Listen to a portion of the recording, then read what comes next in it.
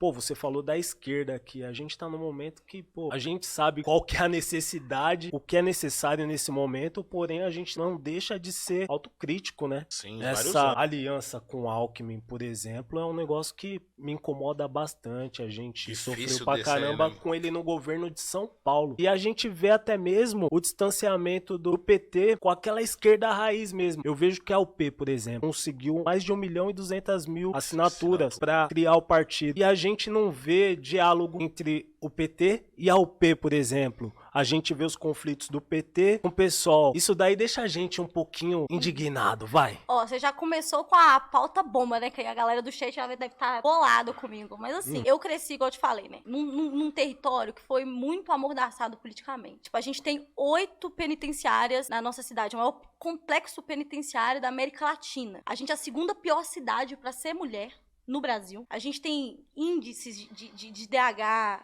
de analfabetismo muito alto. Mais de 50%, se eu não me engano, 61% da nossa população da minha cidade, ela vive em áreas de risco. É uma situação muito complicada. E eu cresci em uma casa de petista. Meu pai era petista quando eu era criança. E aí eu vou falar isso por 2 motivos. O primeiro motivo é que o primeiro contato que eu tive com a política foi por meio do PT. Tem uma memória muito querida das companheiras subir na favela pra entregar pra gente, falar sobre política, explicar sobre. A companheira Rosângela, nossa, tenho dentro do meu coração com muito carinho. Só que ao mesmo tempo, eu não consigo tancar esse discurso de que a gente vivia numa democracia que entrou em vertigem com o golpe, sabe? Porque eu cresci vendo pessoas sendo assassinadas. Eu ia estudar numa escola que o nome era Filomena Catizani, eu estudei em escola estadual a vida inteira, assim. Acho que só quando eu era bem criança que meu pai tentou me colocar numa escola particular de bairro.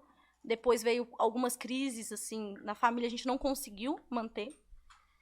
E eu lembro que tinha um matagal que o nome era Bruna, atrás da escola. E, cara, a gente via corpo de pessoas ali. Então, essa ideia assim, tipo, gente, fulano de tal foi torturado pela polícia. Sempre foi cotidiano. Né?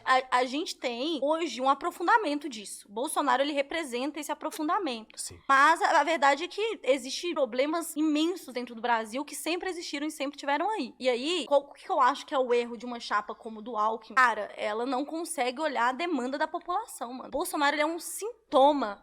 O Bolsonaro não é a causa do problema, sabe? Existe uma coisa muito mais complexa. A gente tem que dar vazão pras pautas das pessoas. As pessoas estão com medo e elas têm razão pra estar com medo. A pauta de segurança pública, a esquerda tem que debater isso. A gente tem que entrar. A gente tem que debater sobre corrupção, mano. Porque é um absurdo ser, tipo assim, as escolas. Eu cresci tendo que pular, vocês sabem disso, velho. Tipo, poça d'água na escola, professor tendo que levar canetão pra sala de aula, porque não tinha. Aí vem com esse papo que a vida da gente era perfeita antes. Não era perfeita. Piorou. O papel da esquerda, pra mim, tem como função, deveria ter como função a esquerda, principalmente a revolucionária, é apontar uma solução e não só uma melhora. Porque o que a gente tem visto hoje é o discurso de que a gente só vai até tal ponto. Passado daqui não, aí não. O Alckmin, na moral, assim, pra mim o Alckmin é fascista. Sim.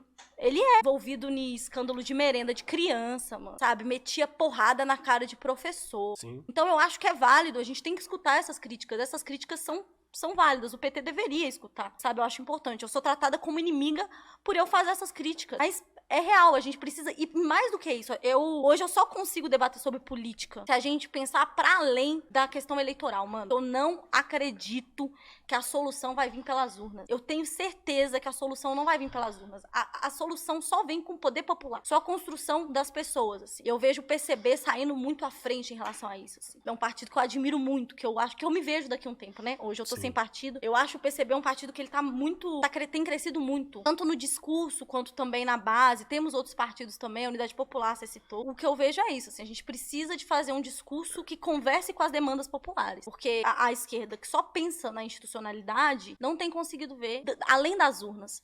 E aí fica aquele discurso de que política não é só ir votar de 2 em 2 anos, mas em tese, na prática, né, na realidade, o que tá sendo defendido é isso. É que o papel das pessoas é não questionar nada, sabe? Assim, tipo, vamos ganhar a eleição, que é prioridade, depois vamos ver o que dá pra resolver. Não, e o que me deixa mais indignado é escorado em algumas coisas, né, do passado, que realmente acaba refletindo no presente, assim. Sim, que ajudou sistema muita de coisa, cotas, né, o renda mínima, por exemplo, várias coisas. Mas se passaram alguns anos e tudo mudou, não é? Não, assim, a gente precisa de avançar nas pautas. Claro. Esse que é o ponto. E assim, eu recebo crítica de uma galera, é minoria dentro do PT, mas é de uma galera muito aloprada e também da galera revolucionária. Por conta disso, porque eu cresci numa casa petista e eu lembro muito bem de ouvir um discurso de um livro que o nome é O Jeito Petista de Governar, que falava o seguinte, que a tática era um pé fora e um pé dentro da aldeia. Que esse pé dentro da institucionalidade, ele não poderia nunca perder o pé na aldeia, porque é o pé na aldeia que lembra qual é o papel dentro da institucionalidade. Ou seja, isso é uma das, tá lá nas origens do PT. É uma ideia original. E aí, quando a gente faz uma crítica de que tá faltando esse pezinho dentro da aldeia, as pessoas tratam como se isso fosse uma crítica pessoal, como se eu tivesse, sei lá, atacando a figura do Lula, atacando.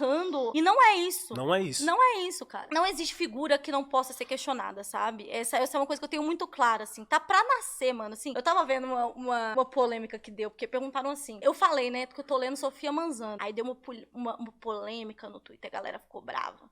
Véi, tá pra nascer quem vai decidir o que eu vou ler ou não. Ó, você vai ler tal coisa, você vai seguir tal cartilha. Porque não é esse o papel. A gente tem que conhecer, sabe? A gente tem que, até mesmo pra questionar, até mesmo pra escolher. A gente precisa fazer uma política que ela seja pautada em projetos, sabe? Não só em figura. E aí, de novo, né? Eu sei que tem uns aloprados que vão tirar de contexto, mas eles tiram de contexto tudo que eu falo. Não, mas fica tranquila, porque aqui a gente Tá no contexto fala certo. Tá dentro do contexto certo, a gente fala as mesmas coisas. Pelo menos até aqui a gente tem batido muito nessa mesma tecla, né, Big? Verdade, boy.